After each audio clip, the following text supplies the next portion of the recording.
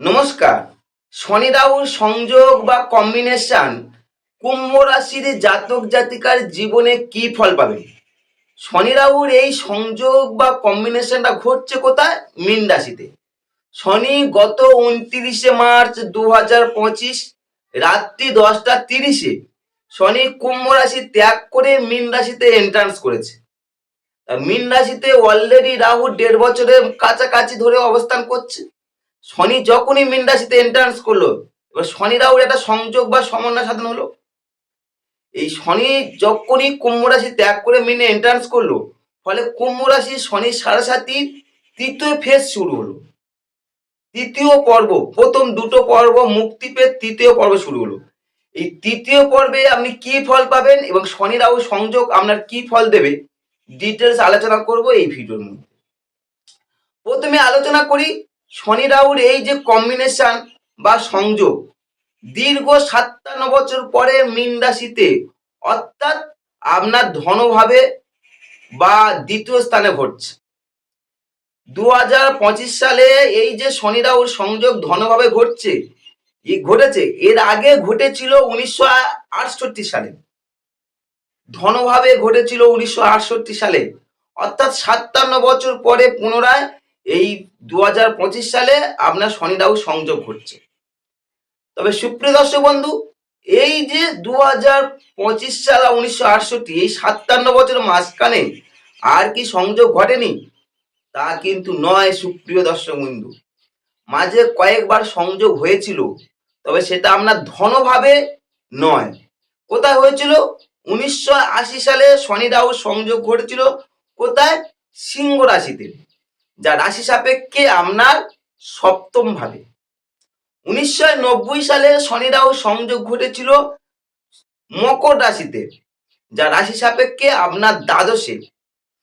2013 সালে শনি রাহু সংযোগ ঘটেছিল কোথায়? তুলা রাশিতে, যা রাশি সাপেক্ষে আপনার ভাগ্যভাবে, অর্থাৎ সপ্তম তথা জায়া ভাবে ঘটেছে কোথায়? দ্বাদশে, অর্থাৎ ব্যয় ভাবে। আর হচ্ছে কোথায়? ভাগ্যভাবে। 80, 90, 2013, অর্থাৎ 1968 সালে পর 2025, এই দীর্ঘ 57 বছর পরে শনি রাহু সংযোগ ঘটছে কোথায়? আপনার ধনভাবে, অর্থাৎ আপনার দ্বিতীয় ঘটছে। এই যে ধনভাবে শনি রাহু সংযোগ, যা কুম্ভ রাশির জাতক জাতিকার জীবনে কি ফল বয়ে আনছে। The Saturn Rahu combination in the 50 days zodiac sign pieces, then Rahu shift or house change. Rahu 18 May on 2025 enters Aquarius sign. So 50 days Saturn Rahu combination are impact Aquarius or কুম্ভ রাশি। অর্থাৎ শনি রাহুর এই যে সংযোগটা ঘটছে মীন রাশিতে 50 দিনের জন্য, তারপর রাহু মীন রাশি ত্যাগ করে কুম্ভে এন্ট্রান্স করবে 18 মে। এই 50 দিনের জন্য শনি রাহুর কম্বিনেশন কি ফল পাবেন? তবে আমি একটা আলোচনা করি, শুধু শনি রাহুর কম্বিনেশন নয়, এখানে জ্যোতিষ শাস্ত্রে এখানে মোট 6টা গ্রহের কম্বিনেশন হয়েছে। মীন রাশিতে 6টা গ্রহের কম্বিনেশন কি কি? সেই 6টা গ্রহ, প্রথম হচ্ছে সূর্য, দ্বিতীয় চন্দ্র, 3 নম্বর বুধ, 4 নম্বর শুক্র, 5 নম্বর শনি, 6 নম্বর রাহু। সূর্য, চন্দ্র, বুধ, শুক্র, এরা রাহু 5টা গ্রহ ছিল। 29 মার্চ 2025 রাত্রি 10টা 30-এ শনি এন্ট্রান্স করার পর 6টা গ্রহের সংযোগ হয়েছে। তবে এখানে তথ্য দিই, চন্দ্র প্রতি 2.5 দিনে ঘর শিফট করে, তাই চন্দ্রের গুরুত্ব মানে কি মীন রাশিতে খুব বেশি থাকবে না। থাকবে কাদের? সূর্য। সূর্য প্রায় 14 মে পর্যন্ত এই মীন রাশিতে থাকবে, অর্থাৎ 14 মে পর মীন রাশি ত্যাগ করে সূর্য কোথায় যাবে? মেষ রাশিতে এন্ট্রান্স করবে। বুধ একটা রাশিতে সর্বোচ্চ থাকে 18 দিন, কিন্তু বুধ এখানে বক্রী মার্গী হওয়ার জন্য একটু বেশি দিন থাকবে। শুক্রের ক্ষেত্রে একইভাবে প্রযোজ্য, সেও একটা রাশিতে থাকে 28 দিন, কিন্তু শুক্র মীন রাশিতে বক্রী ও মার্গী 2 হবে। ফলে মেনলি বুধ, শুক্র, শনি, রাহু, সূর্য, এই সমস্ত গ্রহের কম্বিনেশন হচ্ছে। তা আমার যেহেতু ভিডিওর মূল টপিক কি ছিল, থাম্বনেলে ছিল শনি রাহুর যে কম্বিনেশন দীর্ঘ 57 বছর পরে আপনার ধনভাবে ঘটছে, কি ফল পাবেন? প্রথম যে ফলটা পাচ্ছে শনির সাড়ে সাথী আপনার তৃতীয় পর্ব। তৃতীয় পর্বটা কি? প্রথম পর্ব হচ্ছে আমরা গলা থেকে মাথা পর্যন্ত প্রথম পর্ব ধরা হয় শনির সাড়ে সাথী। দ্বিতীয় পর্ব কোমর থেকে গলা পর্যন্ত ধরা হয় শনির সাড়ে সাথী দ্বিতীয় পর্ব। তৃতীয় পর্ব ধরা হয় কোমর থেকে পায়ের তলা পর্যন্ত। প্রথম দুটো পর্বে শনির সাড়ে সাথীতে মারাত্মক ক্ষতি করে প্রতিটা জাতক জাতিকাদের। এই সময় কর্মের চাপ, মানসিক চাপ, স্বাস্থ্যের সমস্যা, এডুকেশনের সমস্যা, পারিবারিক চাপ, মন মানসিকতা পীড়া, যাবতীয় অর্থাৎ যত নেগেটিভ কিছু ঘটনা প্রথম দুটো এতে ঘটে। সাড়ে সাতির দুটো ফেজে ঘটে প্রথম। তৃতীয় ফেজ যখন শনির সাড়ে সাতির পর্ব চলে তখন কোমর থেকে পায়ের তলা পর্যন্ত, তখন সাড়ে সাতির সেই যে নেগেটিভ প্রথম আর দ্বিতীয় পর্বের যে নেগেটিভ চলছিল সেই নেগেটিভ থেকে এবার পজিটিভ হতে শুরু করে। অনেকটা পজিটিভ ফল দেয় শনি তখন। তাহলে শনির সাড়ে সাথী আপনার তৃতীয় ফেজে আপনি এটা পজিটিভ ফল পাচ্ছেন। এছাড়া আরো কি ফল পাবেন সেটাও আলোচনা করব। আগে আলোচনা করি শনির সাড়ে সাথী কি। আমি যে সাড়ে সাথী এই প্রথম দ্বিতীয় তৃতীয় আলোচনা করলাম, সাড়ে সাথীটা কি? সাড়ে সাথী এটা তথ্য দিয়ে যাই আপনাদের উপকারের জন্য। সাড়ে সাথী হচ্ছে শনি যেখানে থাকে অর্থাৎ যে ঘরে অবস্থান করে তার আগের ঘর তার পরের ঘর। অর্থাৎ শনি যখন কুম্ভ রাশিতে ছিল তাহলে মকর তার আগের ঘর ছিল আর মীন তার পরের ঘর ছিল। শনি যখন কুম্ভ রাশি ত্যাগ করে মীনে যেহেতু এন্ট্রান্স করেছে তাহলে মীন আর আগের ঘর কুম্ভ আর মেষ। অর্থাৎ কুম্ভ, মীন আর মেষ এই তিনটে রাশি শনির সাড়ে সাতই পর্ব চলবে। কারণ শনি একটা ঘর থেকে আরেকটা ঘরে শিফট করতে সময় লাগে 2.5 বছর। তাই কুম্ভতে 2.5 বছর, মীনে 2.5 বছর, মেষে 2.5 বছর। 2.5 বছর পর আবার কুম্ভ রাশি সাড়ে সাতই মুক্তি ঘটবে। শনির সাড়ে সাতই এই তৃতীয় পর্ব ছাড়াও যে শনি রাহু সংযোগ 50 দিনের জন্য মীন রাশিতে ঘটছে, তার ফলে আপনি কি ফল পাবেন?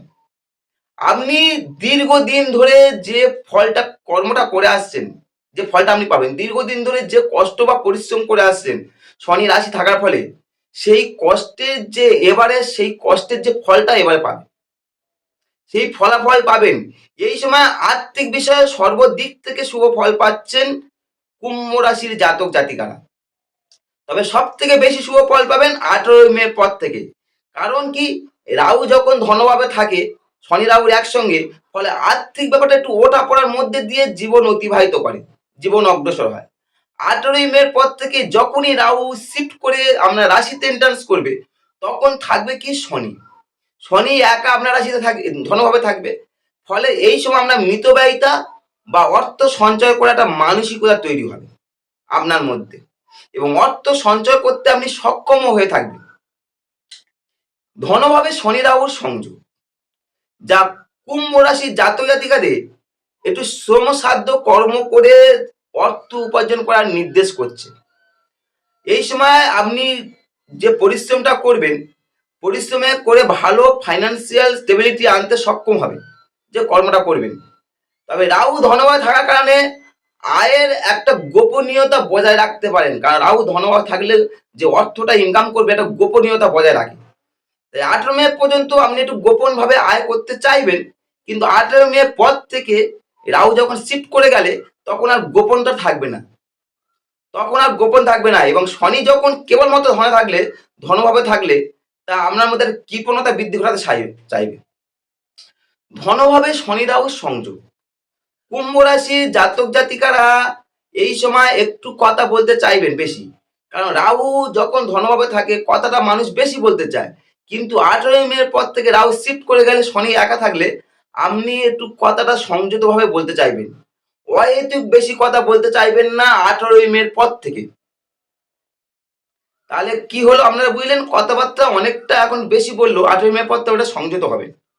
ধনভাবে শনি রাহু সংযোগ, যারা ব্যবসা করছেন তাদের ব্যবসায় ক্রয় বিক্রয় একটু হলে বৃদ্ধি ঘটাতে সাহায্য করবে রাহু আর শনি, কারণ রাশির অধিপতি ধনভাবে, শনিও ধনভাবে। তাহলে আমরা এই সময় ক্রয় বিক্রয়টা বেশি বৃদ্ধি ঘটাচ্ছে শনি রাহু, এবং ব্যবসায় আর্থিক বিষয়ে একটা শুভ ফল পাবেন কুম্ভ রাশির জাতক জাতিকারা। ধনভাবে শনি রাহু সংযোগ, কুম্ভ রাশির জাতক জাতিকারা পারিবারিক সদস্যের সঙ্গে সম্পর্ক বেশ সুমধুর হয়ে উঠবে।